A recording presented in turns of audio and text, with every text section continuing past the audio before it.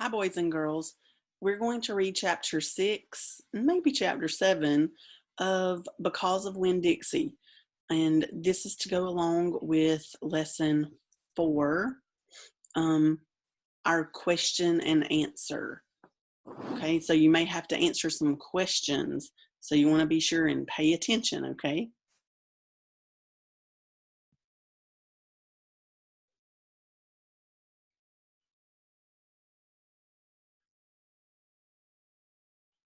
All right, here's chapter 6. I spent a lot of time that summer at the Herman W. Block Memorial Library. The Herman W. Block Memorial Library sounds like it would be a big, fancy place, but it's not. It's just a little old house full of books, and Miss Franny Block is in charge of them all. She's a very small, very old woman with short gray hair, and she was the first friend I made in Naomi. It all started with Winn Dixie not liking it when I went into the library because he couldn't go inside too. But I showed him how he could stand up on his hind legs and look in the window and see me in there selecting my books. And he was okay as long as he could see me. But the thing was, the first time Miss Franny Block saw Winn Dixie standing up on his hind legs like that, looking in the window, she didn't think he was a dog. She thought he was a bear. This is what happened. I was picking out my books and kind of humming to myself, and all of a sudden there was this loud and scary scream. I went running up to the front of the library, and there was Miss Franny Block sitting on the floor behind her desk. "Miss Franny," I said, "are you all right?" "A bear," she said. "A bear?" I asked. "He's come back," she said. "He has?" I asked. "Where is he?" "Out there," she said, and raised a finger and pointed at Winn Dixie, standing up on his hind legs, looking in the window for me. "Miss Franny Block," I said, "that's not a bear. That's a dog. That's my dog. That's Winn Dixie." "Are you positive?" she asked. "Yes, ma'am," I told her. "I'm positive. He's my dog. I would know him anywhere." Miss Franny sat there trembling and shaking. "Come on," I said. "Let me help you up. It's okay." I stuck out my hand and Miss Franny took hold of it and I pulled her up off the floor. She didn't weigh hardly anything at all. Once she was standing on her feet, she started acting all embarrassed, saying how I must think she was a silly old lady mistaking a dog for a bear, but that she had had a bad experience with a bear coming into the Herman W. Block Memorial Library a long time ago, and she had never quite gotten over it. "When did that happen?" I asked her. "Well," said Miss Franny, "it is a very long story." "That's okay," I told her. "I'm like my mama in that I like to be told stories. But before you start telling it, can Winn Dixie come in and listen too? He gets lonely without me." "Well, I don't know," said Miss Franny. "Dogs are not allowed in the Herman W. Block Memorial Library." "He'll be good," I told her. "He's a dog who goes to church."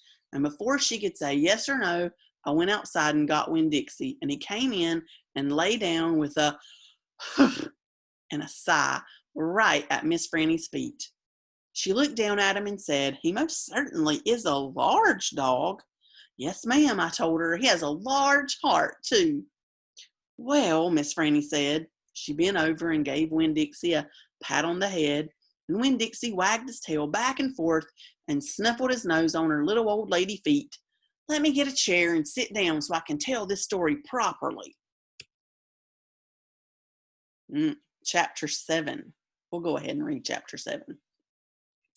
Back when Florida was wild, when it consisted of nothing but palmetto trees and mosquitoes so big they could fly away with you, Miss Franny Block started in, and I was just a little girl no bigger than you.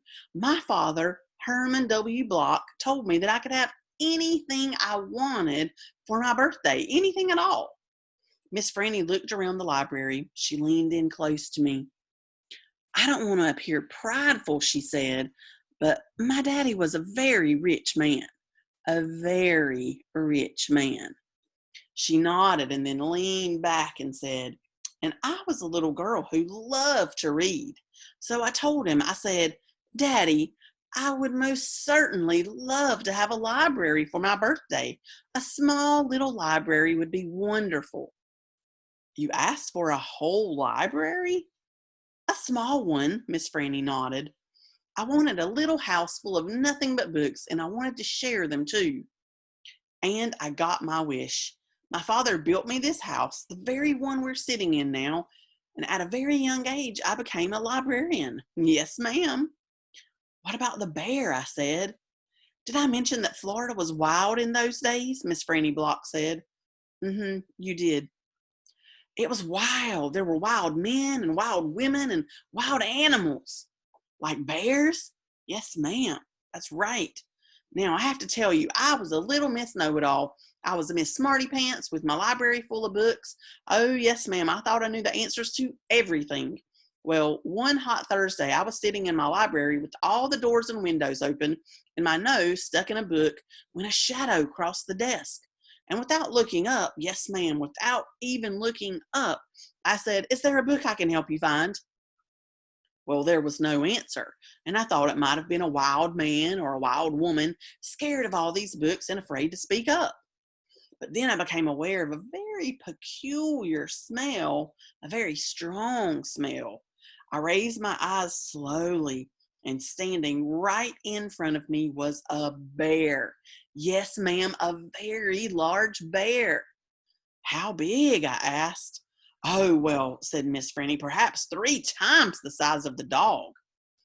Then what happened? I asked her. Well, said Miss Franny, I looked at him and he looked at me. He put his big nose up in the air and sniffed as if he was trying to decide if a little Miss Know-It-All librarian was what he was in the mood to eat.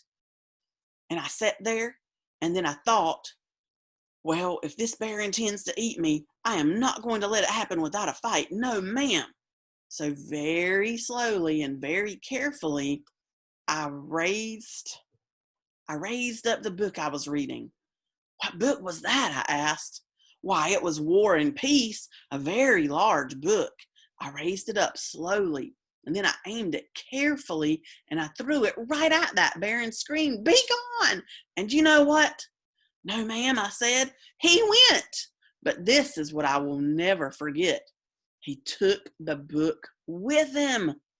"Nuh-uh," I said. "Yes, ma'am," said Miss Franny. "He snatched it up and ran." "Did he come back?" I asked. "No, I never saw him again. Well, the men in town used to tease me about it. They used to say, 'Miss Franny, we saw that bear of yours out in the woods today.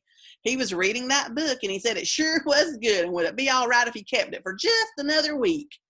"Yes, ma'am, they did tease me about it." She sighed. I imagine I'm the only one left from those days. I imagine I'm the only one left that even recalls that bear. All my friends, everyone I knew when I was young, they're all dead and gone. She sighed again. She looked sad and old and wrinkled. It was the same way I felt sometimes, being friendless in a new town and not having a mama to comfort me. I sighed too.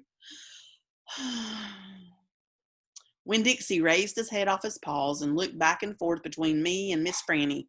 He sat up then and showed Miss Franny his teeth. "Well, now, look at that," she said. "That dog is smiling at me." "It's a talent of his," I told her. "It's a fine talent," Miss Franny said. "A very fine talent." And she smiled back at Winn Dixie. "We could be friends," I said to Miss Franny. "I mean, you and me and Winn Dixie, we could all be friends." Miss Franny smiled even bigger. "Why, that would be grand," she said. "Just grand." And right at that minute, right when the three of us had decided to be friends, who should come marching into the Herman W. Block Memorial Library but old pinch-faced Amanda Wilkinson. She walked right up to Miss Franny's desk and said, "I finished Johnny Tremain and I enjoyed it very much. I would like something even more difficult to read now because I am an advanced reader." "Yes, dear, I know," said Miss Franny. She got up out of her chair. Amanda pretended like I wasn't there. She stared right past me. "Are dogs allowed in the library?" she asked Miss Franny as they walked away. "Certain ones," said Miss Franny, "a select few." And then she turned around and winked at me. I smiled back. I had just made my first friend in Naomi, and nobody was going to mess that up for me. Not even old pinch-faced Amanda Wilkinson. All right, boys and girls. Well, that's chapter 6 and chapter 7 of Because of Winn Dixie. Now you should have some questions to answer in your It's Learning reading class. So be sure and click on your reading class if you're not already there and go through the learning path for lesson 4. All right, thanks.